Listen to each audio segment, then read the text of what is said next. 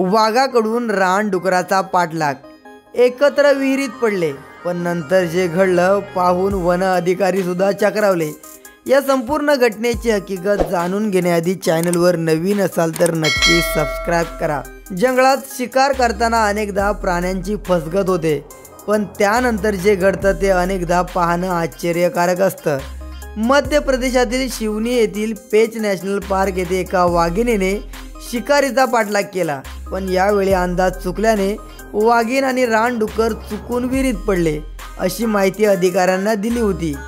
जिकुराई वनक्षेत्रातील पिपरिया हरदुळी गावात मंगळवारी सकाळी ग्रामस्थ विहिरीतून पाणी आणण्यासाठी आले असता ही घटना उघडकीस आली।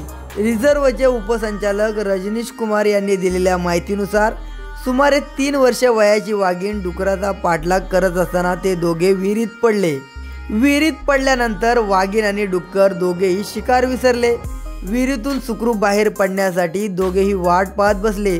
दरम्यान अनेकदा दोघे एकमेकाच्या साह्याने आराम करताना दिसले। संकटाच्या काळात जणू काही त्यांना एकमेकाची साथ होती। रजनीश कुमार सिंह यांनी सांगितलं की एकूण 4 तास हे ऑपरेशन सुरू होतं। दरम्यान विहिरीत वाघीण आणि डुकरातील मैत्री पाहण्यासाठी एकच गर्दी झाली होती। दोरीच्या साह्याने एक खाट विहिरीत उतरवली, त्यावर वाघीण बसली। एका बचाव पथकाने हायड्रोलिक क्रेनच्या साह्याने विहिरीत पिंजरा टाकला आणि वाघिणीला सुरक्षित पकडलं, असं अधिकाऱ्याने स्पष्ट केलं। रानडुकराची अशाच प्रकारे सुटका केल्याचं अधिकाऱ्याने सांगितलं। 2 वन्य प्राण्यांना वाचवण्यासाठी सुमारे 60 बचाव कार्यकर्ते सहभागी होते, अशी माहिती अधिकाऱ्याने दिली।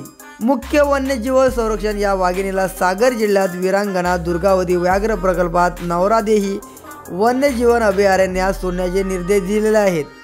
तर या संपूर्ण घडामोडींवरती तुमची काय प्रतिक्रिया नक्की कमेंट करा। जर तुम्ही चॅनलवर नवीन असाल तर नक्की सबस्क्राइब करा।